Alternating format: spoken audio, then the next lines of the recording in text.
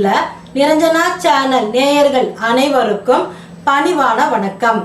இப்பொழுது நாம் தோஷத்தை தடுக்கும் மரங்களை பற்றி விரிவாக தெரிந்து கொள்ள இருக்கின்றோம். வீட்டில் மரங்கள் அதிகமாக வளர்த்தால் அந்த வீட்டிற்கு தோஷங்கள் அண்டாது. மரத்தில் சித்தர்கள் தவம் செய்வதாக ஐதீகம். ஆனால் இலவ மரத்தை வீட்டில் வளர்க்க கூடாது. ஏன்னா கிளி இலவ மரத்தில் இருக்கும் காய் கனியும் வரை காத்திருக்கும். அந்த காய் கனியாமல் வெடித்து பஞ்சாகும். அதை சற்றும் எதிர்பார்க்காத கிளி ஏமாற்றத்தோடு சபித்துவிட்டு செல்லும். இப்படி தாங்க காய் காய்க்கும் பொழுதெல்லாம் காத்திருந்து ஏமாற்றம் அடையுமாம் கிளி. கிளியின் சாபத்தால் அந்த இல்லத்தில் சந்தோஷம் இருக்காதுங்க, வறுமை வாட்டும். அதே போல தாங்க கருவேப்பிலை செடியும். கருவேப்பிலை செடியை இல்லத்தில் வைத்தால் ஸ்ரீ மகாலட்சுமி இல்லத்தில் இருந்து அழுது கொண்டே செல்வாளாம். மாப்பிள்ளையான விஷ்ணுவுக்கு கருவேப்பிலை செடியை சீதனமாக கொடுக்க மறந்தார் லட்சுமி தேவியின் தந்தை.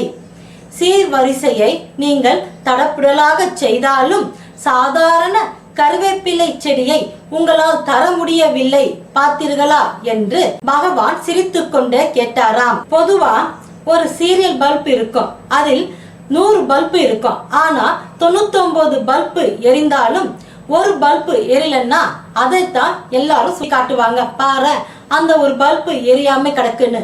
என்னடா 99 பல்பு எரிது, இந்த ஒரு பல்பு எரிஞ்சா என்ன எரியலனா என்னன்னு இருக்க மாட்டாங்க. எல்லாரு கண்ணுக்கும் குறைதான் பெருசா தெரியும், நிறை யாருக்குமே தெரியாதுங்க. அதே போல தாங்க விஷ்ணு பகவானும் தடபுடலா சீர்வரிசையை அள்ளி கொண்டார் விஷ்ணு பகவான் லட்சுமி தேவி தந்தையிடம் இருந்து. ஆனால் கருவேப்பிலை செடியை கொடுக்கலேன்னு சொல்லி காட்டினாரு விஷ்ணு பகவான். இந்த வார்த்தையை கேட்ட லட்சுமி தேவி கோபம் கொண்டு, கதிரவன் மேற்கில் சாயும் முன் நான் கருவேப்பிலை செடியுடன் வருகிறேன் என்றார். கருவேப்பிலை செடியை தன் தந்தையிடம் இருந்து வாங்கி தன் கணவர் இருக்கும் ஊருக்கு செல்லும் வழியில் சூரியன் மறைந்து விட்டார். இதனால் கவலையில் கருவேப்பிலை செடியிலேயே மகாலட்சுமி அழுது கொண்டே அமர்ந்தாள். கருவேப்பிலை செடியை பார்த்தால் கோபம் கொள்வாள் மகாலட்சுமின்னு சொல்லுவாங்க. அதே போல முருங்கை மரம் முனீஸ்வர் இருக்கும் இடம் என்று காலம் காலமாக நம்பப்படுகின்றது. எனவே முருங்கை மரம் வாசலுக்கு நேரே இருக்கக்கூடாது. சரி, வீட்டில் எந்த மரத்தை தான் வளர்க்க வேண்டும் என்றால் அசோகா மரம், தென்னை மரம், வேப்ப மரம், மாமரம், நெல்லி மரம் போன்றவை வளர்க்கலாம். வீட்டில் எந்த அளவுக்கு செடிகள் இருக்கின்றதோ அந்த அளவுக்கு மகிழ்ச்சி இருக்கும்.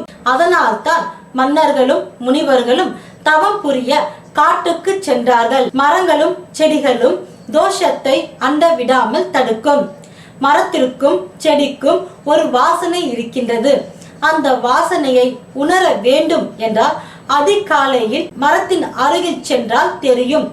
அந்த வாசனையை வீட்டில் இருக்கும் தோஷத்தை விரட்டி அடிக்கும். சாம்பிராணி புகைக்கு இருக்கும் சக்தியை போல பச்சிலை வாசத்திற்கும் சக்தி இருக்கிறது என்கின்றது விருச்சிக சாஸ்திரம். இது போல இன்னும் பல பயனுள்ள தகவல்களை அறிய நமது நிரஞ்சனா சேனலை பாருங்கள். உங்களிடம் இருந்து விடைபெறுவது உங்கள் நிரஞ்சனா. நன்றி, வணக்கம்.